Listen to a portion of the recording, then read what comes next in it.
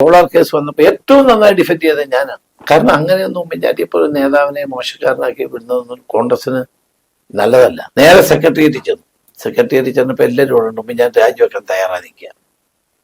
രാജിവെക്കാൻ തയ്യാറായിട്ട് പുള്ളി കണ്ണൊക്കെ നിറഞ്ഞ രാജിവെക്കാനായിട്ട് റെഡിയായിട്ട് ഞാനാണ് പറഞ്ഞത്. നിങ്ങൾക്ക് ബെന്നി ബെഹനാനോട് ഇപ്പോഴും ചോദിക്കും. ഞാൻ പറഞ്ഞ അങ്ങനെ രാജിവെക്കുന്ന പ്രശ്നമില്ല. ഞാൻ ഉമ്മൻചാണ്ടി ഗവൺമെന്റ് വന്നപ്പോൾ എനിക്ക് മന്ത്രിയാവായിരുന്നു. പക്ഷെ ഞാൻ ആവായിരുന്നു വേറെ ചില കാരണം. പുള്ളി ഏറ്റവും അവസാനം എന്നോട് പറഞ്ഞത് കഴിഞ്ഞ ഗവൺമെന്റിൽ ഭൂരിപക്ഷം കിട്ടിയിരുന്നെങ്കിൽ ഞാനാവില്ല രമേശേ ആവുള്ളൂ എന്ന് എന്നോട് പറഞ്ഞ ആളാണ് ഉമ്മൻചാണ്ടി. ഞാൻ ഉമ്മൻചാണ്ടി ഒരുമിച്ച് 18 വർഷക്കാലം ഈ പാർട്ടിയെ നയിച്ചു പോയ ഒരു കാലഘട്ടം. എത്രയോ തെരഞ്ഞെടുപ്പുകളിൽ ജയിച്ചിട്ടുണ്ട്, ഉപതെരഞ്ഞെടുപ്പുകളിൽ ജയിച്ചിട്ടുണ്ട്, ഞങ്ങള് പാർലമെന്റ് തെരഞ്ഞെടുപ്പുകളിൽ ജയിച്ചിട്ടുണ്ട്, അസംബ്ലി തെരഞ്ഞെടുപ്പിൽ ജയിച്ചിട്ടുണ്ട്. അപ്പൊ ഏറ്റവും അവസാനം ഒരു തെരഞ്ഞെടുപ്പിൽ തോറ്റതിന്റെ പേര് ഞങ്ങളെയൊക്കെ മാറ്റി. അത് വേറൊരു വിഷയമാണ്. നമസ്കാരം. മലയാളി വാർത്ത ഇൻസൈഡിലേക്ക് സ്വാഗതം ശ്രീ രമേശ് ചെന്നിത്തല. സംഭവബഹുലമായൊരു രാഷ്ട്രീയ ജീവിതം. 27-ാം വയസ്സിൽ കേരളത്തിലൊരു മന്ത്രിയായി സത്യപ്രതിജ്ഞ ചെയ്യുന്നു. അതിനു മുൻപ് തന്നെ യൂത്ത് കോൺഗ്രസ് അധ്യക്ഷൻ, പിന്നീട് ദേശീയ തലത്തിലേക്ക് വളർന്നു കയറിയ ഒരു യുവജന നേതാവ്. വളരെ ചെറുപ്പത്തിൽ തന്നെ പ്രവർത്തക സമിതിയിലടക്കം ഒരു ഇടം പിടിക്കുന്നു. കേരളത്തിലെ ഒരു രാഷ്ട്രീയ മണ്ഡലത്തിൽ ശ്രദ്ധേയമായ വ്യക്തിമുദ്ര പതിപ്പിക്കുന്നു. ഒരു കാലത്ത് കോട്ടയത്ത് തിളങ്ങി നിന്ന സുരേഷ് കുറുപ്പിനെ മലർത്തിയടിച്ചുകൊണ്ട് കോട്ടയം പാർലമെന്റ് പിടിച്ചെടുക്കുന്ന ഒരു യുവതാരം. KPCCയുടെ അധ്യക്ഷനായി നീണ്ട 10 വർഷം. കേരളത്തിലെ ഏറ്റവും ശക്തമായ പോരാട്ടങ്ങൾ നടത്തിയ പ്രതിപക്ഷ നേതാവ്. ഇത്രയധികം ഒരു രാഷ്ട്രീയ മണ്ഡലത്തിൽ പ്രവർത്തന പരിചയമുള്ള മറ്റൊരു നേതാവ് ഇപ്പോൾ ഉണ്ടാവില്ല. തിരിഞ്ഞു നോക്കുമ്പോൾ ഇതുവരെയുള്ള ഒരു രാഷ്ട്രീയ പ്രവർത്തനം ശരിയായിരുന്നു എന്ന് അങ്ങേക്ക് തോന്നുന്നുണ്ടോ? കഴിഞ്ഞ ഒരു പ്രതിപക്ഷ നേതാവിൽ നിന്നും ഇപ്പോൾ വളരെ ഒരു സാധാരണ പ്രവർത്തകൻ എന്ന പോലെ ജനങ്ങൾക്കിടയിൽ കഴിഞ്ഞ ഒരു 5 വർഷമായി പ്രവർത്തിക്കുന്നു. എന്താണ് അങ്ങയുടെ ഒരു മെയ്വഴക്കം ഇത്തരം കാര്യങ്ങൾക്ക്? അല്ല, തീർച്ചയായിട്ടും സ്വയം പറഞ്ഞത് ശരിയാണ്. കഴിഞ്ഞ 5 വർഷമായി എനിക്കൊരു സ്ഥാനമില്ല. പക്ഷേ സ്ഥാനം ജനങ്ങളുടെ മനസ്സിലാണെന്ന് വിശ്വസിക്കുന്ന ഒരാളാണ്. നമ്മൾ സ്ഥാനം ഉള്ളത് കൊണ്ട് മാത്രം ഒരാള് ജനങ്ങൾക്ക് സ്വീകാര്യമൊന്നും ആവില്ല. നമ്മൾ ജനങ്ങളോട് എങ്ങനെ ഇടപെടുന്നു, ജനകീയ പ്രശ്നങ്ങൾ എങ്ങനെ ഏറ്റെടുക്കുന്നു, എങ്ങനെ അവരോടൊപ്പം പ്രവർത്തിക്കുന്നു എന്നുള്ളതിൻ്റെ അടിസ്ഥാനത്തിലാണ് ജനങ്ങൾ ഇഷ്ടപ്പെടുകയും ഇഷ്ടപ്പെടാതിരിക്കുകയും ചെയ്യുന്നത്. ഞാൻ വിശ്വസിക്കുന്നു ജനങ്ങൾക്ക് കഴിഞ്ഞ 5 വർഷക്കാലം എൻ്റെ സാന്നിധ്യം ഉണ്ടായിരുന്നു, ഇടപെടൽ ഉണ്ടായിരുന്നു. എന്നെക്കൊണ്ട് ചെയ്യാൻ കഴിയാവുന്ന കാര്യങ്ങൾ ഞാൻ ചെയ്തിട്ടുണ്ട്. ഞാൻ എവിടെ ചെന്നാലും ആളുകൾ കൂടുന്നത് എന്നോടുള്ള സ്നേഹം കൊണ്ടാണ്.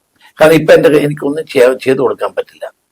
എനിക്കൊരു സ്ഥാനമില്ല, ഒരാൾക്കൊരു പൊസിഷൻ പോലും കൊടുക്കാൻ പറ്റില്ല. ഞാൻ ഈ 14 ജില്ലകളിലും കഴിഞ്ഞ 2-3 മാസമായി ലഹരിക്കെതിരെ ഒരു പോരാട്ടം നടത്തി. ഗവൺമെന്റ് നടത്തുമെന്ന് പറഞ്ഞു, നടത്തിയില്ല ലഹരിക്കെതിരെ. പിന്നെ രാഷ്ട്രീയ പാർട്ടികൾ നടത്തുമെന്ന് പറഞ്ഞു, അവരത് നടത്തിയില്ല. സ്കൂളുകൾ നടത്തുമെന്ന് പറഞ്ഞു, അവരത് നടത്തിയില്ല. അപ്പൊ ഞാൻ ആലോചിച്ചു, നമ്മുടെ യുവതലമുറയെ കാർന്നു തിന്നുന്ന മയക്കുമരുന്നിനെതിരായിട്ടൊരു പോരാട്ടം വേണം. അങ്ങനെയാണ് ഞാൻ ഒരു NGO പ്രൗഡ് കേരള എന്നൊരു സംഘടന ഉണ്ടാക്കി. അതിൻ്റെ ആഭിമുഖ്യത്തിൽ 14 ജില്ലയിൽ ഞാൻ വാക്ക് അഗൈൻസ്റ്റ് ഡ്രഗ്സ് എന്ന പരിപാടി. എനിക്ക് പ്രത്യേകിച്ച് ഒരു സ്ഥാനമില്ല. ഞാൻ പറഞ്ഞാൽ ഞാൻ വിചാരിച്ചാൽ ഒരാൾക്ക് ഒരു സ്ഥാനം കൊടുക്കാനും പറ്റില്ല. പക്ഷെ സ്വയമേ ഞാൻ ജനടത്തെല്ലാം സമൂഹത്തിൻ്റെ എല്ലാ തുറകളിലുള്ള ആളുകൾ, വൈദികർ, ബിഷപ്പന്മാർ, മുസ്ലിം മേഖലയിലുള്ള സമൂഹത്തിലെ വളരെ ഉന്നതരായ മൗലവിമാർ, അതോടൊപ്പം ഹിന്ദു സമൂഹത്തിലെ സ്വാമിമാർ, സ്പോർട്സ് താരങ്ങൾ, സിനിമാ താരങ്ങൾ, വ്യക്തികൾ, സാമൂഹ്യ പ്രസ്ഥാനങ്ങൾ, ആയിരക്കണക്കിന് ആളുകൾ ഈ പരിപാടിയിൽ പങ്കെടുത്തു. വസ്തുത എൻ്റെ മനസ്സ് നിറഞ്ഞ ഒരു പരിപാടിയായിരുന്നു. 14 ഏറ്റവും അവസാനിച്ച എറണാകുളത്താണ്. വാസ്തവത്തിൽ ഞാൻ ആലോചിച്ച്, ഇങ്ങനെ ആളുകൾ വരണമെങ്കിൽ നമ്മൾ ചെയ്ത പ്രവർത്തനങ്ങൾക്ക് ജനങ്ങൾ നൽകുന്ന ഒരു അംഗീകാരം. പിന്നെ ഞാൻ ഏറ്റെടുത്ത ആ പദ്ധതിയെ പറ്റി ആളുകൾക്ക് വലിയ താല്പര്യമുണ്ടായിരുന്നു. സ്ത്രീകൾ, കന്യാസ്ത്രീ അമ്മമാർ, സാധാരണക്കാരായ പാവങ്ങൾ, അവരൊക്കെ വരുവാൻ ഈ പരിപാടി. കാരണം പരിപാടിയുടെ പ്രത്യേകത കൊണ്ടാണ്. കാരണം ഡ്രഗ്സിനെതിരായിട്ട് ആരെങ്കിലും ഒരാൾ ശബ്ദം ഉയർത്തട്ടെ, പുതിയ തലമുറയെ രക്ഷിക്കാൻ ആരെങ്കിലും വരട്ടെ എന്നുള്ളതുകൊണ്ടാണ്. അപ്പൊ ഞാൻ തന്നെയുമല്ല, ഞാൻ എവിടെ പോയാലും ആളുകൾ കൂടാറുണ്ട്, ആളുകൾ എന്നെ ശ്രദ്ധിക്കാറുണ്ട്. സമ്മേളനങ്ങളിൽ ആളുകളുടെ കൂട്ടം വളരെ കൂടുതലാണ്. അപ്പൊ അതൊക്കെയല്ലേ നമുക്ക് വേണ്ടത്. രാഷ്ട്രീയ പ്രവർത്തനത്തിൽ അതൊക്കെയല്ലേ വേണ്ടത്. ജനങ്ങളുടെ സ്നേഹം, ആ സ്നേഹം എനിക്ക് ലഭിച്ചിട്ടുണ്ട്. അതുകൊണ്ട് തന്നെ ഞാൻ ആ കാര്യത്തിൽ വളരെ സംതൃപ്തനാണ്. കഴിഞ്ഞ 10 വർഷമായി കേരളം കാണുന്ന ഒരു അധികാരത്തിന്റെ അടയാളം ഒരു ഏകാധിപത്യ ശൈലിയുടേത്, ധാർഷ്ട്യം, അഹങ്കാരം ഒക്കെ കൂടിക്കലർന്ന മുഖഭാവമാണ്. പക്ഷെ മുൻപ് കേരളത്തിൽ ഒരുപാട് ജനകീയ മുഖമുള്ള നേതാക്കളുണ്ടായിരുന്നു. ഉദാഹരണത്തിന് ഉമ്മൻചാണ്ടി. അപ്പൊ അതിനു മുൻപ് എ.കെ. ആന്റണി പോലെ വളരെ ജനകീയ പ്രശ്നങ്ങളിൽ ഏർപ്പെടുന്ന ഒരുപാട് നേതാക്കളുണ്ടായിരുന്നു. ഇപ്പോൾ പുറമേക്കൊരു ഭാഷനായി വന്നിരിക്കുന്നത് നേതാവ് ഒരു ഏകാധിപത്യ ശൈലിയിൽ എല്ലാം ഒരു ഡിക്റ്റേറ്റ് ചെയ്യപ്പെടുന്ന ഒരു രീതിയിൽ നിൽക്കണമെന്ന്, അവിടെ ഒരു ജനകീയ അടയാളമായി അങ്ങയെപ്പോലെ വളരെ ഒറ്റപ്പെട്ട നേതാക്കളാണ് ഇപ്പോൾ മുന്നിൽ നിൽക്കുന്നത്. അവരിലേക്ക് ജനം മടങ്ങിയെത്തുന്ന ഒരു കാഴ്ചയാണ് ഇപ്പോൾ. തദ്ദേശ ഭരണ തെരഞ്ഞെടുപ്പിലെ റിസൾട്ട് മാത്രമല്ല, കഴിഞ്ഞ കുറച്ചു കാലത്തെ ജനങ്ങളുടെ ഒരു ഇടപെടലുകൾ നമ്മൾ സമൂഹ മാധ്യമങ്ങളിലൊക്കെ വിലയിരുത്തുമ്പോൾ അധികാരത്തിന്റെ അടയാളമായ ഒരു ധാർഷ്ട്യം ഇഷ്ടപ്പെടുന്നില്ല, ഒരു ജനകീയതയാണ് ഇഷ്ടം. അതിലൊരു അങ്ങേക്ക് ഒരു ഇടം ഇപ്പോഴും ഉണ്ടെന്ന് വിശ്വസിക്കുന്നില്ലേ? തീർച്ചയായിട്ടും ഉണ്ട്.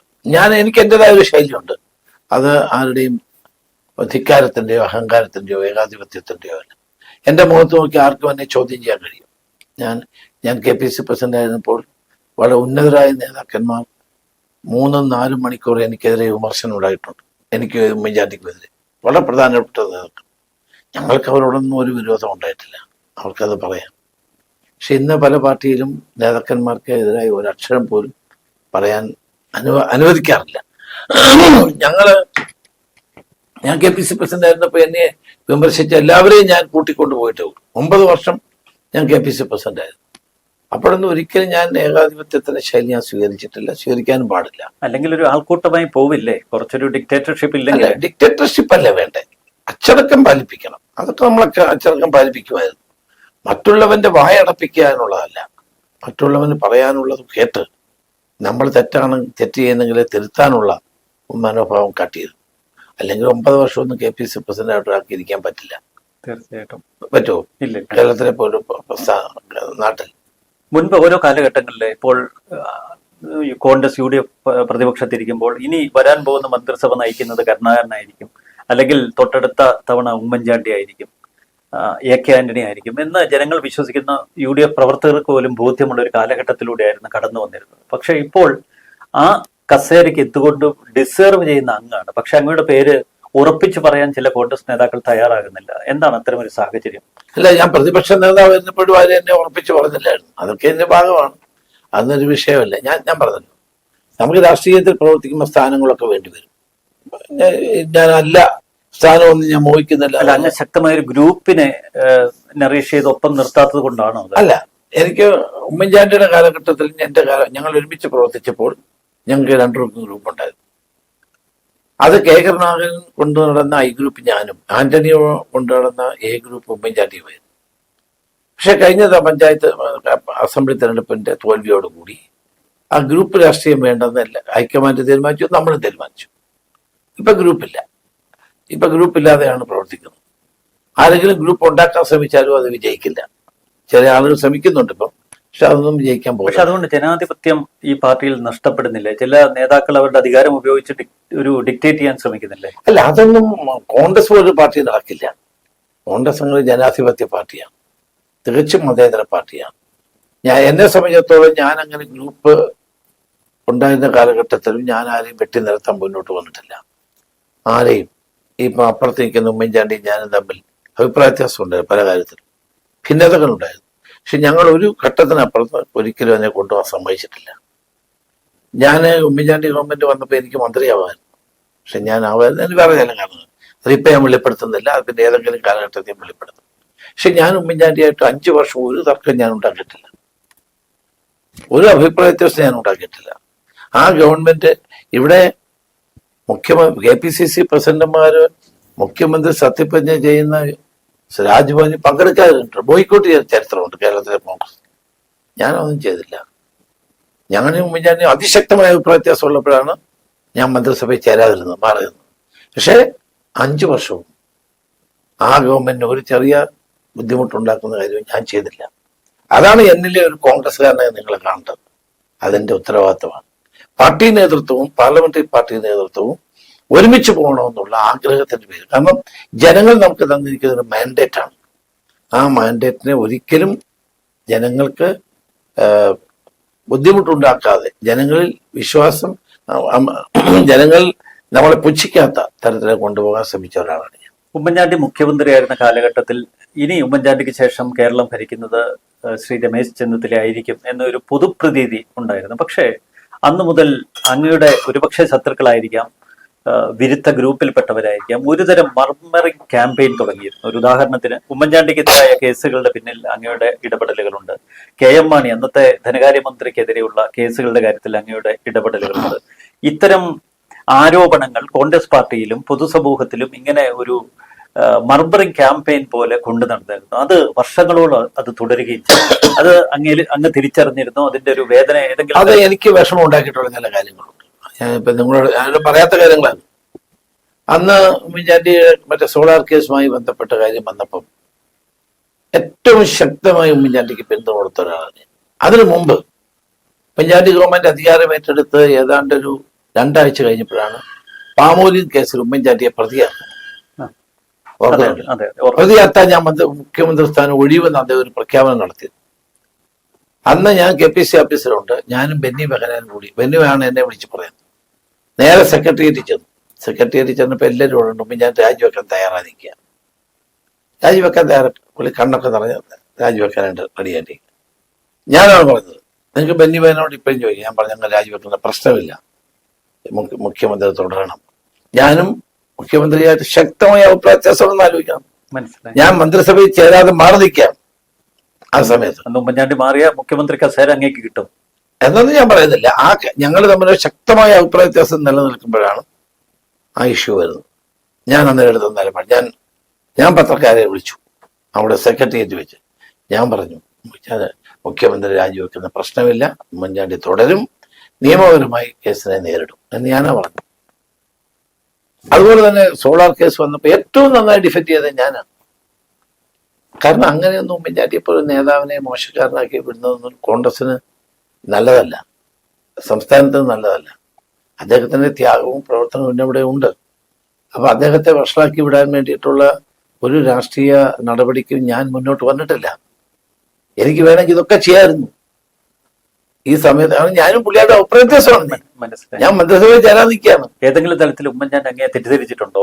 ഒരിക്കലും ചെയ്തിട്ടില്ല, ഒരിക്കലും ഇല്ല. പുള്ളിക്ക് എല്ലാം അറിയാം, അതൊന്നും ഒരിക്കലും ഉണ്ടായിട്ടില്ല. അതുകൊണ്ടാണല്ലോ അദ്ദേഹം അധികാരം ഒഴിഞ്ഞിട്ട് പിന്നെ വന്നല്ലേ ഞാൻ തന്നെ പ്രതിപക്ഷ നേതാവാകണം എന്ന് ഉമ്മൻചാണ്ടിയല്ലേ പറഞ്ഞു. എന്റെ പേര് സജസ്റ്റ് ചെയ്ത് ഉമ്മൻചാണ്ടിയല്ലേ. അത് മാത്രമല്ല പുള്ളി ഏറ്റവും അവസാനം എന്നോട് പറഞ്ഞത് കഴിഞ്ഞ ഗവൺമെന്റിൽ ഭൂരിപക്ഷം കിട്ടിയിരുന്നെങ്കിൽ ഞാനാവില്ല, രമേശേ ആവുള്ളൂ എന്ന് എന്നോട് പറഞ്ഞ ആളാണ് ഉമ്മൻചാണ്ടി. ഞങ്ങൾ തമ്മിൽ വലിയ അഭിപ്രായ വ്യത്യാസങ്ങളുണ്ടായിരുന്നു. പക്ഷെ ഒരിക്കലും ഞങ്ങൾ തമ്മിൽ പാർട്ടിക്ക് ദോഷമുണ്ടാകുന്ന ഒരു ഘട്ടത്തിലും ഞങ്ങൾ പോയിട്ടില്ല. ഭയങ്കര അഭിപ്രായ വ്യത്യാസം ഉണ്ടായിട്ട് വെളി വരാത്ത എത്രയോ കഥകൾ ഉണ്ട്. പക്ഷെ അപ്പോഴൊക്കെ ഞങ്ങൾ തമ്മിൽ പാർട്ടിക്ക് പ്രശ്നം ഉണ്ടാകരുത് എന്ന് കണ്ടുകൊണ്ട് ഒരുമിച്ച് പോയിട്ടുണ്ട്. അത് ഞങ്ങൾ രണ്ടുപേരും ഞാൻ മാത്രമല്ല അദ്ദേഹം കൂടി കാരണം ഞങ്ങൾ വന്ന എവിടെ നിന്ന് നിങ്ങൾ ആലോചിക്കണം.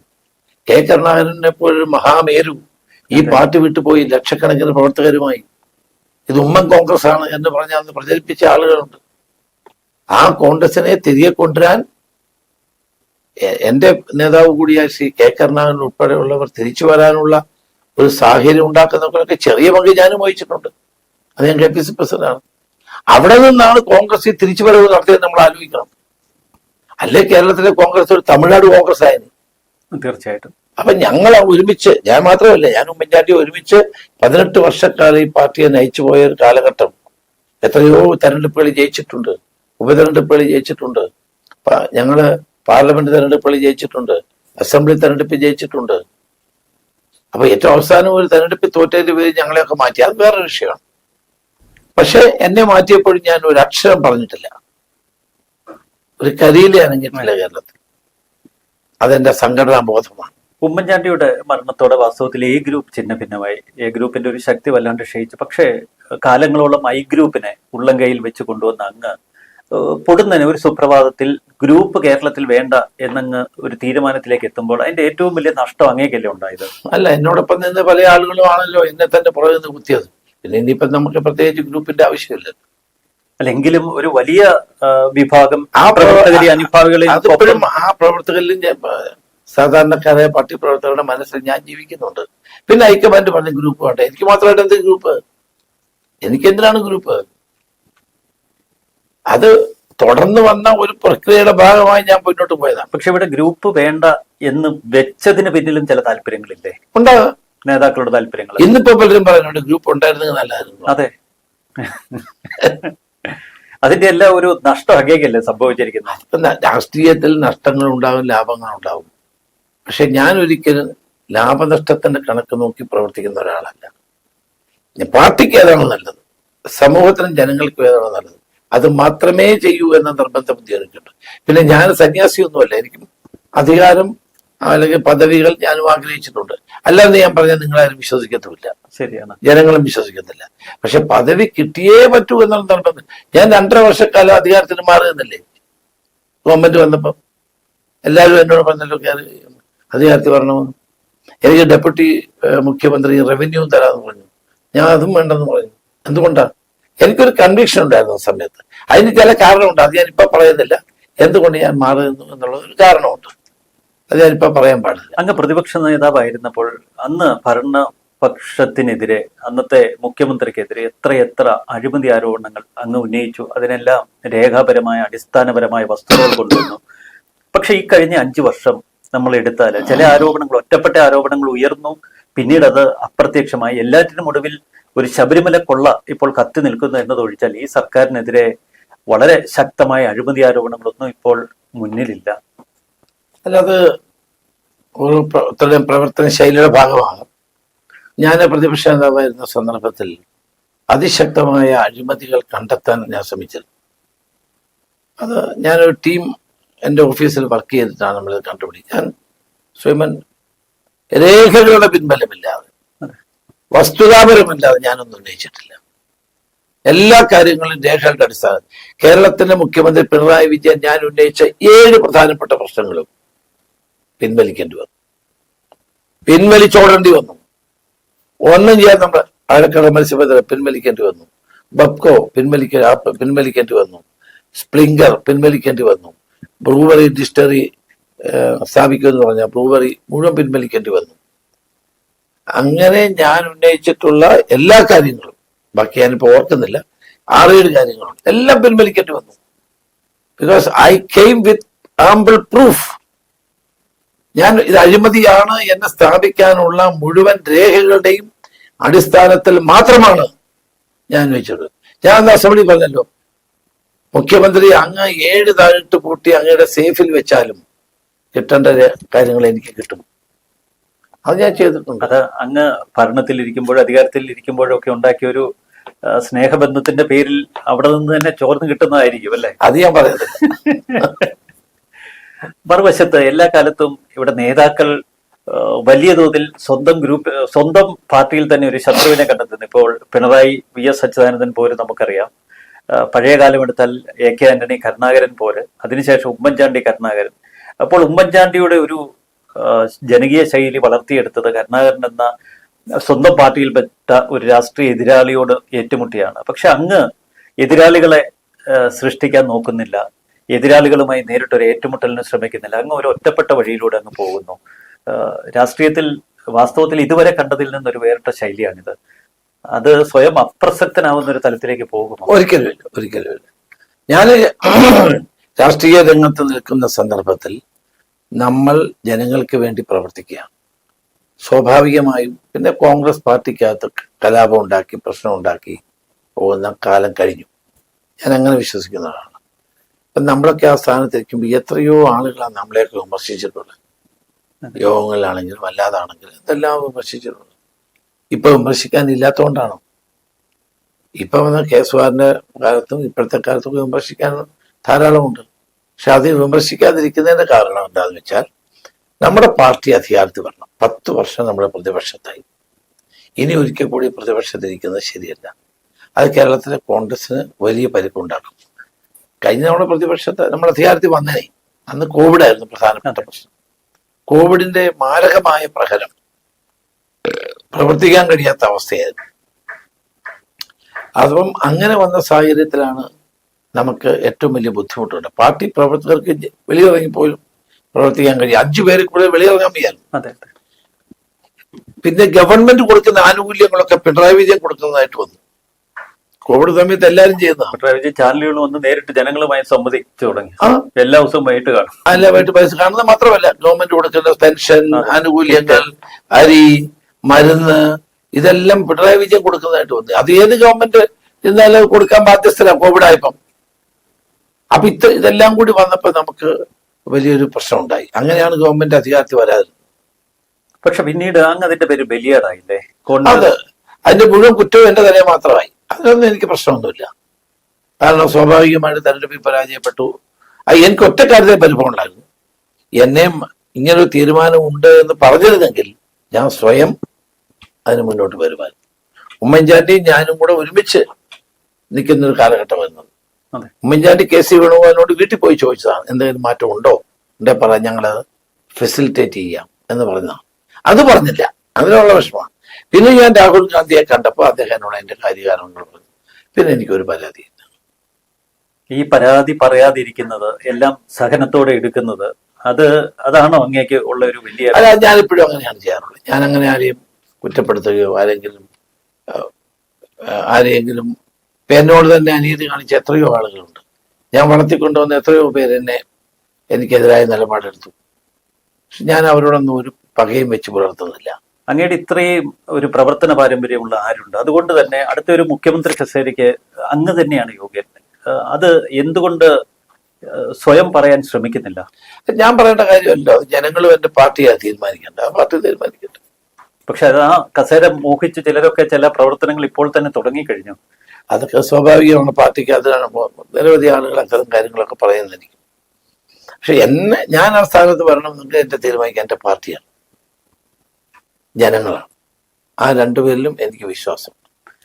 പ്രതിപക്ഷ നേതാവ് ഇവിടെയുണ്ട്, പ്രതിപക്ഷ നേതാക്കളുണ്ട്. പക്ഷെ പലപ്പോഴും ഈ ഭരണവർഗത്തിനെതിരെ വളരെ ശക്തമായ ആരോപണങ്ങൾ ഇപ്പോഴും ഇപ്പോൾ ശബരിമല സ്വർണ്ണക്കൊള്ള കേസ് അടക്കമുള്ള വിഷയങ്ങളിൽ ശക്തമായ ഇടപെടലുകൾ നടത്തുന്നു. ആ പ്രതിപക്ഷത്തിന്റെ റോൾ ഇപ്പോഴും എങ്ങനെ ഒരു അത്യുജ്വലമായി കൊണ്ട് പോകാൻ കഴിയുന്നു?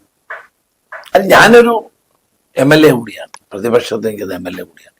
ഇപ്പൊ എന്റെ അടുക്ക വരുന്ന വിഷയങ്ങൾ സ്വാഭാവികമായും ഉന്നയിക്കാൻ ഞാൻ ബാധ്യസ്ഥനാണ്.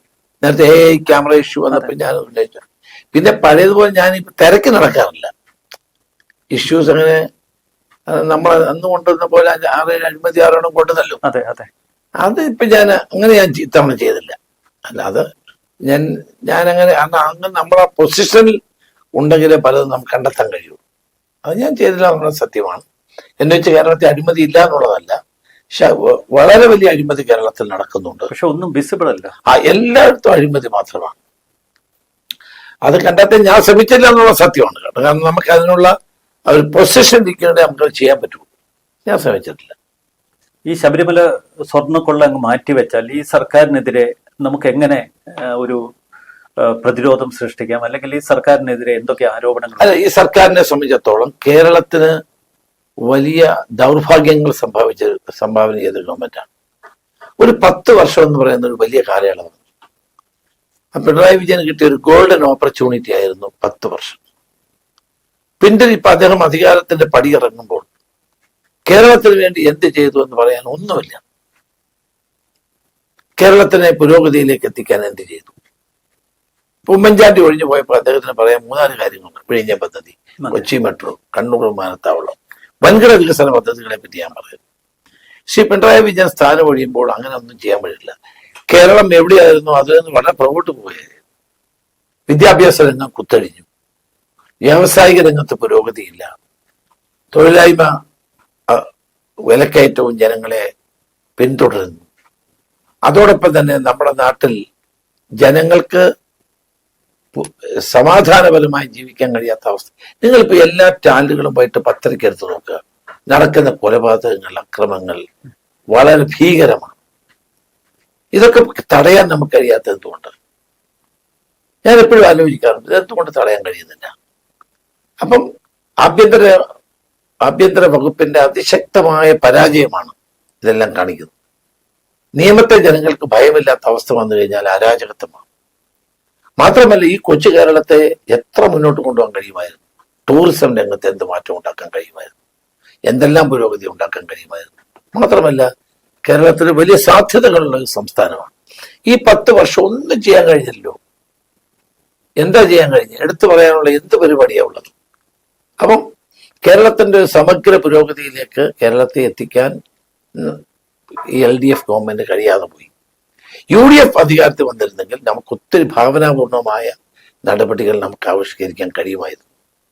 നാളെ ഒരു UDF ഗവൺമെന്റ് അധികാരത്തിൽ വന്നാൽ തൊഴിലില്ലായ്മ കുറച്ചുകൊണ്ടുവരാനെങ്കിലും വിലക്കയറ്റം കുറച്ചുകൊണ്ടുവരാനെങ്കിലും ജനങ്ങൾ ആഗ്രഹിക്കുന്ന വൻകിട പദ്ധതികൾ നടപ്പാക്കാൻ അതുവഴി കേരളത്തെ ലോകത്തിന്റെ നെറുകയിലെത്തിക്കാൻ നമുക്ക് സാധിക്കും എന്നാണ് എൻ്റെ വിശ്വാസം.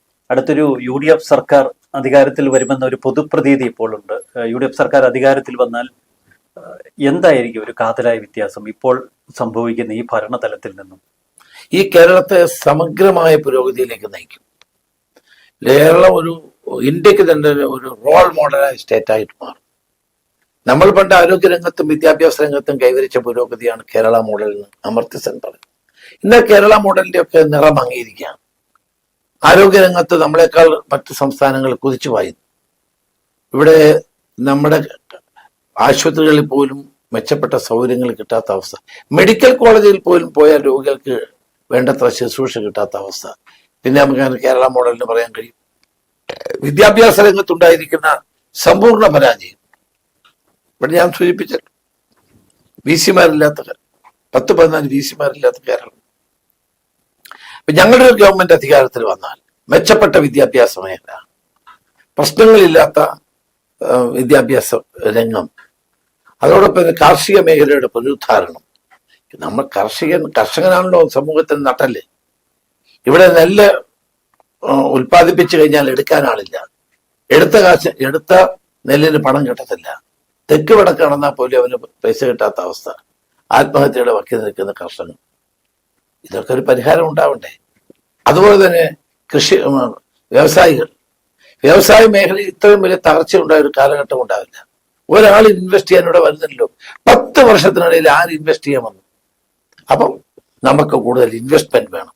ഇൻവെസ്റ്റ്മെന്റ് ഈസ് ദ ന്യൂ മന്ത്ര. പുതിയ കാലഘട്ടത്തിന്റെ മന്ത്രം ഇൻവെസ്റ്റ്മെന്റ് ആണ്.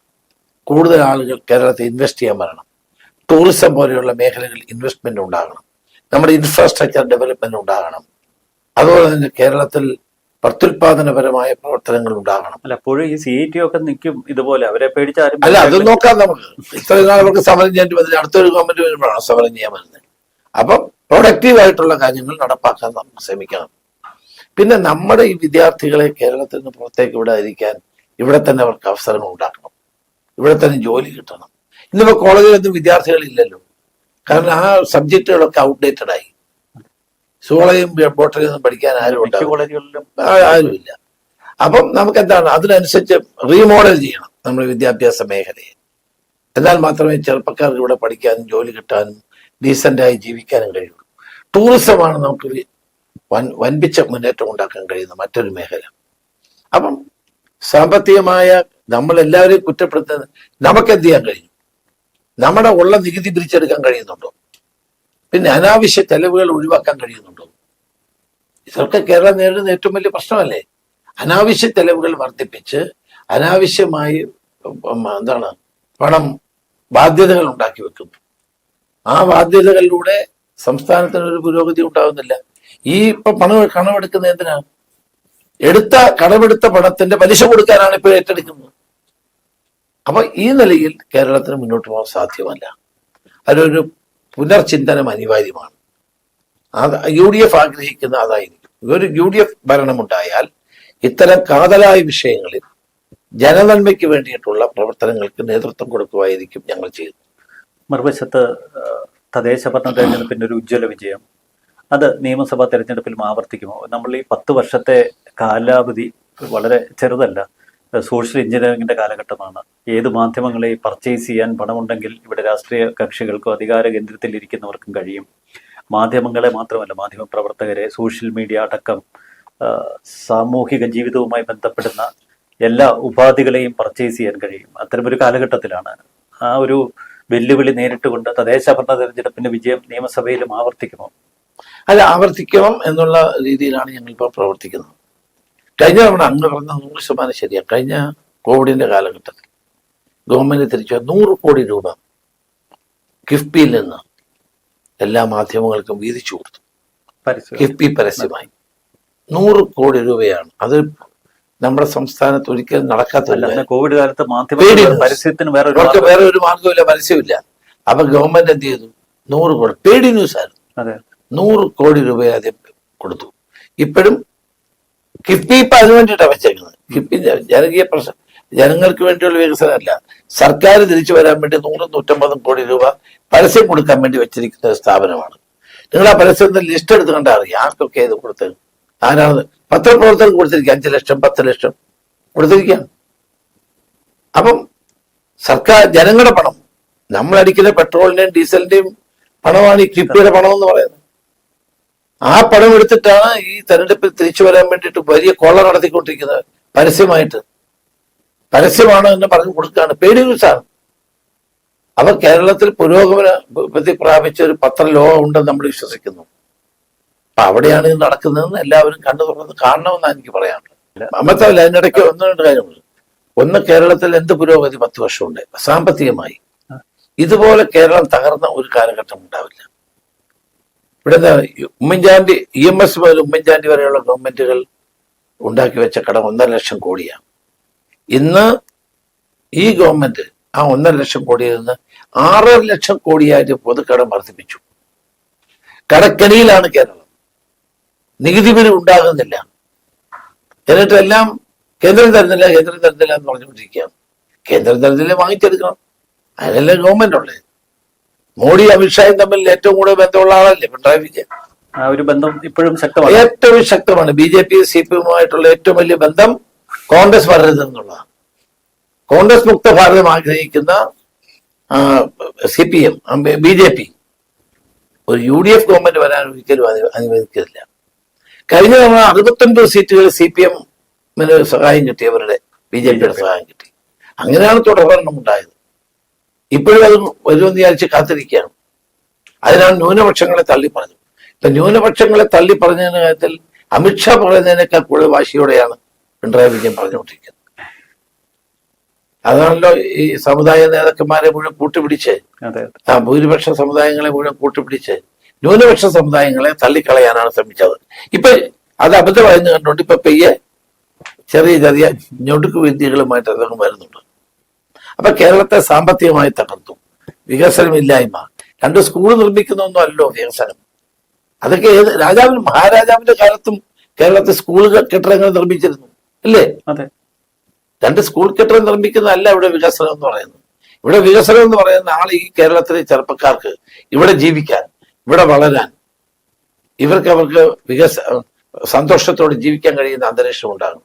ഇന്ന് കേരളത്തിൽ ചെറുപ്പക്കാർ മുഴുവൻ വിദേശ രാജ്യത്ത് എന്താണ് സർവകലാശാലയിൽ പോയാൽ പഠിത്തം നടക്കുന്നില്ല, കോളേജിൽ പോയാൽ. ഇവിടെ പോയാൽ യൂണിവേഴ്സിറ്റി പരീക്ഷ നടക്കുന്നില്ല, VC-മാരില്ല, കൺട്രോളർ ഓഫ് എക്സാമിനേഷൻ ഇല്ല, രജിസ്ട്രാർ ഇല്ല. എത്ര നാളായി ഇവിടെ VC-മാരില്ലാതെ? 14 വൈസ് ചാൻസലർമാരില്ല. ഏതാണോ ഇവരുടെ നേട്ടം 10 വർഷത്തെ? മതന്യൂനപക്ഷ വിഭാഗങ്ങളിലൂടെ ഏറ്റവും കൂടുതൽ ക്രൂരത കാട്ടിയ ഒരു ഗവൺമെന്റാണ്. ഞാൻ പറയുന്നില്ല ഏതെങ്കിലും ഭൂരിപക്ഷവും ന്യൂനപക്ഷവും ഇവിടെ ഉണ്ട്. ആരെയും നിങ്ങൾ പാമ്പർ ചെയ്യണ്ട. ന്യായമായി കിട്ടാനുള്ളത് എല്ലാവർക്കും കൊടുക്കണം. അതുപോലും കൊടുക്കാത്ത ഗവൺമെന്റാണ്. അതുകൊണ്ടാണ് ഈ 10 വർഷത്തിൽ നിന്നൊരു മോചനം ഗവൺമെന്റ് ജനങ്ങൾ ആഗ്രഹിക്കുന്നത്. തീർച്ചയായിട്ടും വളരെ നന്ദി ശ്രീ രമേശ് ചെന്നിത്തല. നന്ദി, നമസ്കാരം.